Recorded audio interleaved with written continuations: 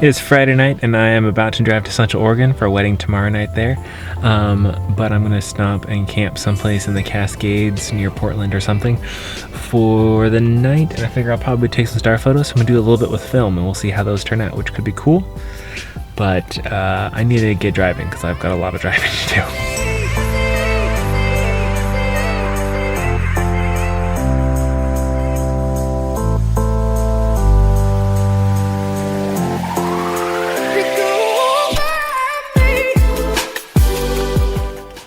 So the two films I'm shooting with today, I'm shooting with Portra 800 on 35 and Lomo 800 on the medium format. One of the tricky things is when it comes to focusing. Trying to focus with the medium format is a little bit difficult because you're trying to look through the ground glass looking straight down and it's not very bright, so you can't really see anything. But luckily with this camera, infinity focus is all the way zoomed back, so I just have to zoom all the way out and it's actually super easy to make sure it's locked in there.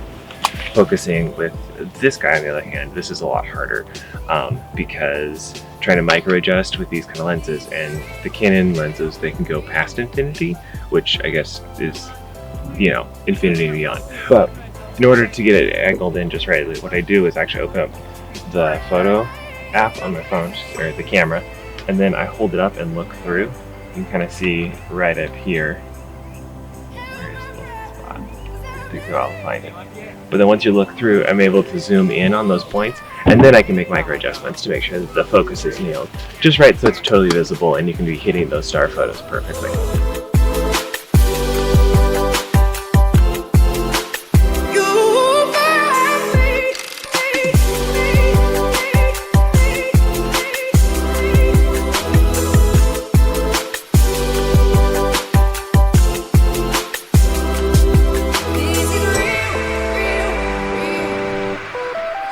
So after getting done with the wedding at like 11, I drove out here, slept in the car, I took some more photos with film, which you can see now.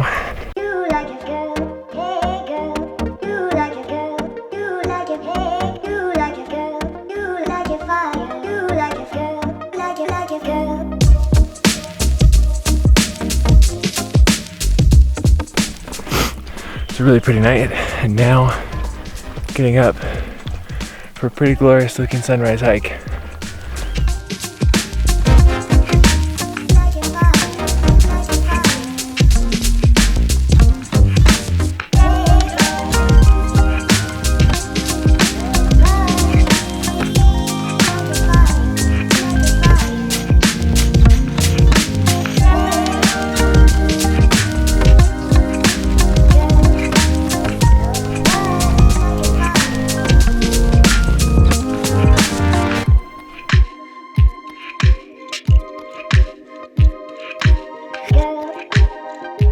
So I got a little bit later start than I really should have this morning because, you know, I shot a wedding yesterday and slept in the car, but I'm really trying to catch up.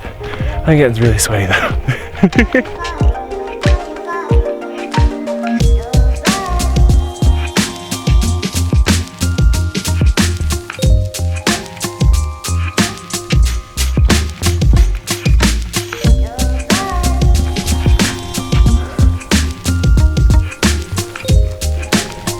That is something.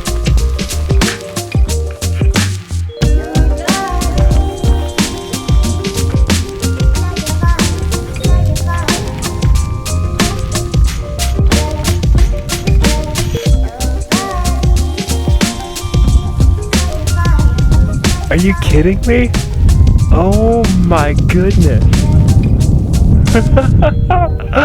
This is amazing.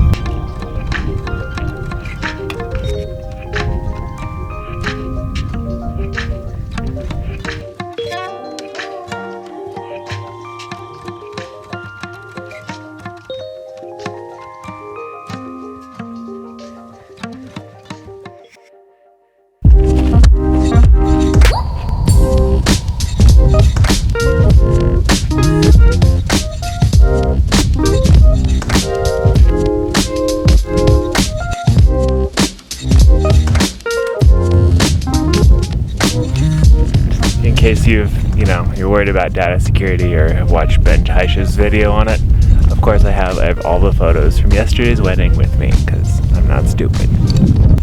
Now I think it's time to take a break and drink some of that coffee I made right before sunrise in a jet boil that took way too long to heat up.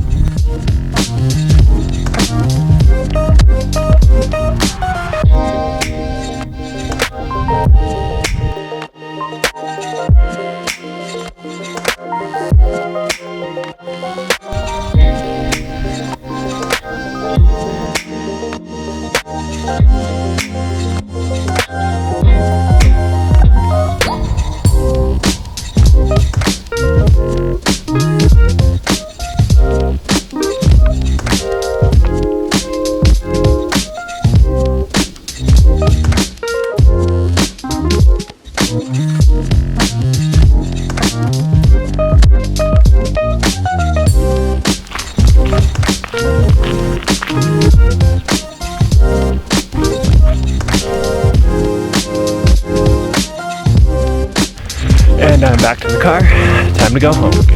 All 6.5 hours to drive. So it's been a couple weeks since I shot this video, and well, I mean, you can probably tell that by beard.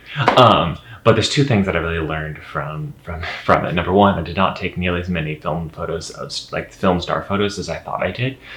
So I don't know, maybe I can't count or something, but that's just, I don't know what, but that's why there's not a lot of them, because I didn't take as many as I thought I would. But number two, I definitely need to really overexpose those film star photos a lot more than I was doing. I was probably giving them 30-second to 1-minute exposures, and they definitely needed at least 2, 3, 4 times that much light to be on there. And it's an interesting comparison moving between the digital photos, which I included just to be able to compare them to see what I was getting out of a modern digital camera, which, you know, I probably was pushing ISOs a lot higher and able to pull a lot more out of the shadows, which isn't really possible in film.